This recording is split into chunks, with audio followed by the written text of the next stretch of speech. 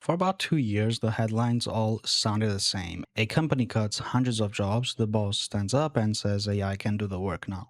There was just one problem. A lot of time it didn't work, and now something strange is happening. The same companies that fired people and handed the job to AI are quietly hiring humans again because admitting you gutted your team for a chatbot that couldn't handle an angry customer is not the kind of thing you brag about. There's even a name for it now. People in the hiring world call it the AI boomerang.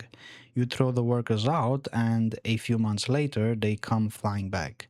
In this video, I'm going to show you how big this reversal has actually gotten, why the AI kept failing at the exact moment it mattered the most, and what the companies getting it right are doing instead. So let me start with how common this is, because it's not one or two embarrassing stories, it's a pattern. One survey found that nearly a third of companies laid people off after bringing in AI and then turned around and rehired for those same kinds of roles.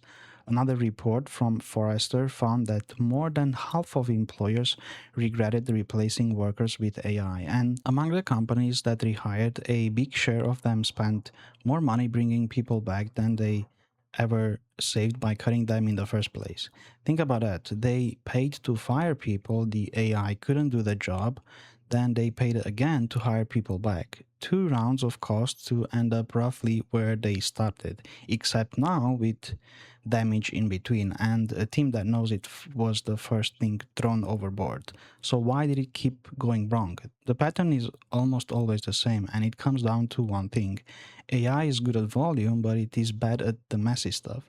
Most jobs look simple from the outside. Most of the work really is routine, the same questions, the same steps over and over. That's the part everyone sees, and that's the part the AI can do, but every job has a hidden 20% that doesn't fit any script. The upset customer whose problem is technically their own fault, but you fix it anyway because they've been loyal for 10 years. The order that's worded weird because the person can be in a rush, the complaint that isn't really about the thing they are complaining about.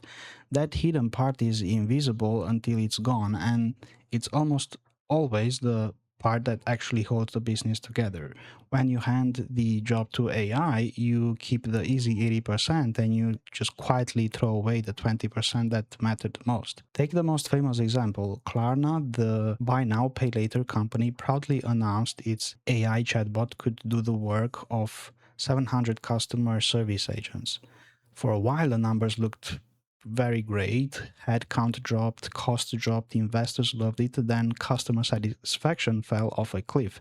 The chatbot handled the easy repeat questions fine, but the moment a real person showed up, upset, confused with a complicated problem, the AI looped them in circles and circles and made it worse. Months later, the CEO, Sebastian Siemiatkowski, admitted on the record that the company had focused too much on cutting costs, that the quality had dropped, and that it wasn't worth it. His own words were that there should always be a human there if the customer wants one. That is a remarkable thing for the person who led the cuts to say out loud. And it wasn't just Klarna. The failures became almost funny. McDonald's tested AI to take drive-through orders, and videos went around of it piling hundreds of items onto a single order by mistake. Google rolled out AI answers at the top of its search results, and it confidently told people to do unsafe things because it had pulled jokes off the internet and treated them as a fact. A delivery company called DPD had a chatbot that got talked into insulting its own company by a bored customer in about 5 minutes. Every one of these has the same root. The AI doesn't understand the situation. It doesn't get sarcasm or danger or the difference between a joke and a real instruction. It's just pattern matches and hopes. And there's an older lesson here that companies keep forgetting. This is not the first time a business has cut the thing it couldn't see the value of. Think of the stores that fired all their experienced floor staff to save money and only later realized those people were the reason customers kept coming back. The cost of a worker is easy to put on a spreadsheet, the value of that worker, the trust they build, the problems they quietly solve never shows up on the same page. Now, I want to be fair, the AI technology can work, the companies actually winning with AI are real. They all do the same thing. They don't hand the whole job to the machine. They use AI to help their people, not replace them. The AI handles the boring, high volume part, and a human handles the part that needs judgment. One of the experts in that rehiring report put it simply: the smart move was never AI can replace this work, it was AI can assist this work. The companies that got burned skip that middle step. They jump straight from this could help to let's just fire everyone. And the gap in between is where it all fell apart. And here's the thread under every one of these stories, the same one every time. The technology is not the problem, the technology is obviously very impressive. AI can answer 1,000 simple questions in a second, and that's obviously very useful. The failure was a choice. Someone decided to take the human out completely, to treat people as a cost to delete instead of the thing that made the service actually work.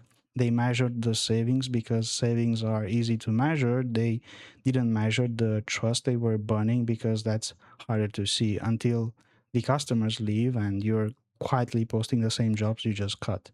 The companies handed a job to AI to save money, and a lot of them ended up paying twice and learning that the hard way that the messy human part was the job all along. The good news is, if you're one of the workers in this story, is that it turns out you were harder to replace than they actually thought. The boss is probably already typing up your old job listing. The cost of putting AI in charge is only half the story though, because what happens when companies don't just hire the humans back, but find that the AI itself costs more than the people it was supposed to replace? The numbers are not what they promised. That's the one I would watch next. So thank you so much for watching this one. And if you liked it, subscribe and I will see you on the next one.